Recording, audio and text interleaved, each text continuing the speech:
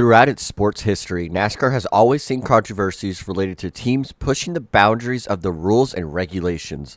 While NASCAR has strict rules in place, sometimes teams will get caught cheating and not be penalized. And that is what we're going to be looking at in this video. During the 2013 Richmond race, Michael Waltrip Racing was fined and docked points for manipulating the outcome of the race.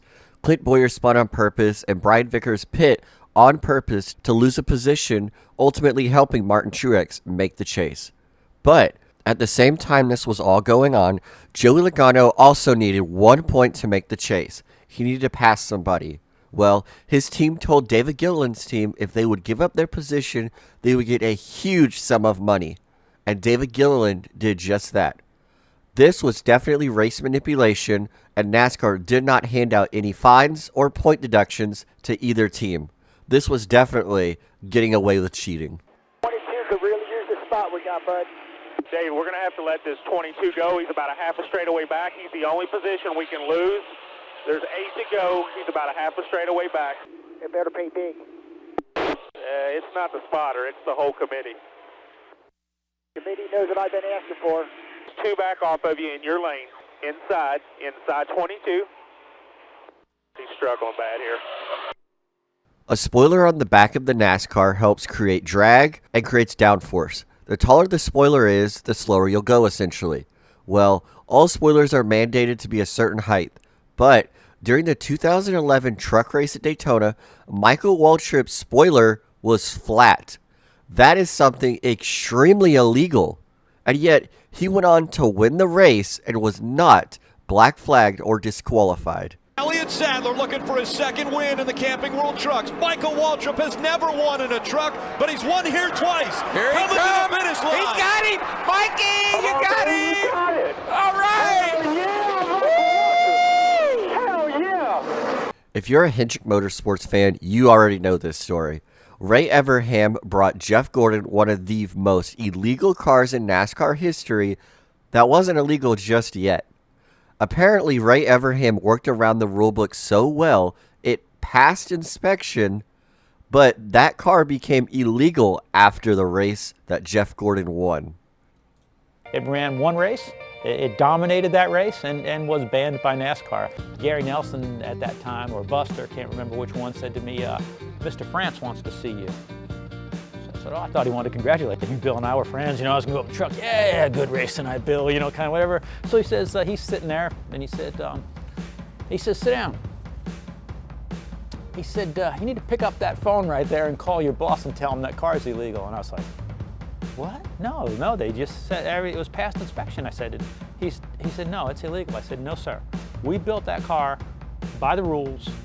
It's 100% legal by the rule book. And he said, it won't be tomorrow. Jimmy Johnson and Chad Knaus are always known for bending the rules.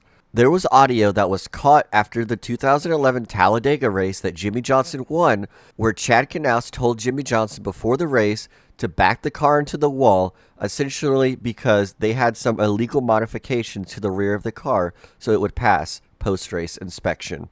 No penalties were handed out after this footage was found. Ready to put Talladega in the rear view just yet. I'm Steve Burns. Thanks for hubbing it out. On Monday, I said, what would Talladega be without a little controversy? It's Thursday, and we have a new issue. Prior to the race Sunday, onboard cameras captured Chad Knaus having this conversation with Jimmy Johnson. If we win this race, you have to correct the back of the car. Got it? Really? Yes. Got it? That's it hard. Don't have to destroy it. But you got to do a donut. You got to hit the back end, or somebody's got to hit you in the ass end or something. Okay? All right.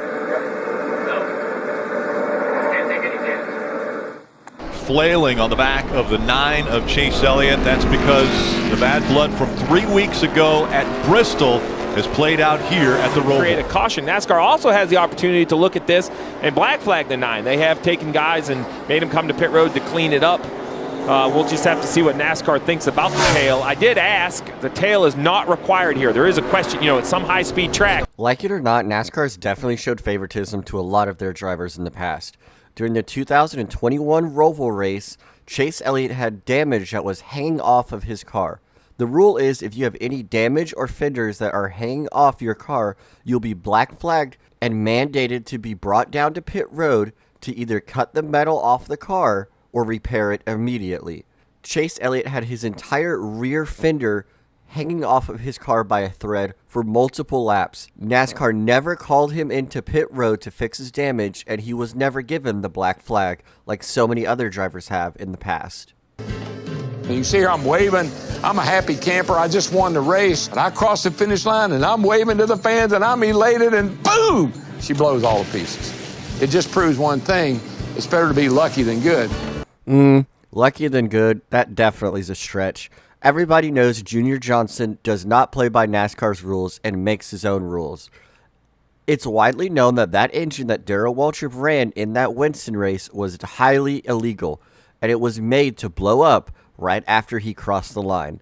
No penalties were handed out as Waltrip allegedly passed post-race inspection with a blown engine. This one always puzzles me. Right before the 2016 chase started, NASCAR made a rule. If you win a race and fail post-race inspection, your win will be stripped away. Any points you gained during that race will also be taken away. And your advancement to the next round of the playoffs will no longer be eligible if you're in the playoffs. The following race at Chicagoland, Martin Truex Jr. and Jimmy Johnson failed post-race inspection. Both did not lose any points or were not fined any money. Martin Truex actually won that race and was allowed to keep his victory and advancement to the next round in the chase. The 1983 Coca-Cola 600 saw race winner Richard Petty fail post-race inspection with an illegal engine. After winning the race, Richard Petty failed post-race inspection with an illegal engine that was not regulated by NASCAR. When failing post-race inspection, NASCAR thought about it and decided to let Petty have the victory, have the prize money, and the trophy. Now, if that's not getting away with cheating, I don't know what is. Looks like there's some contact. Oh, the 24 of Byron. Remember what happened off of turn 2. Well, needless to say, Chris Gabehart is livid down here. They're trying to get their position back. Denny Hamlin, even more mad than Chris Gabehart. Listen. I don't know. I haven't seen a replay of it, but good grief. If he's mad about what happened off of 2, you got tight underneath of him, lifted on. All right, so Denny Hamlin clearly is upset. This has been going on all the way down the back straightaway, banging into each other. Denny is not happy. Well, now he has to be careful because he knows that all eyes are on him. Race manipulation is extremely frowned upon in NASCAR. That is some of the biggest cheating you'll ever see during a race.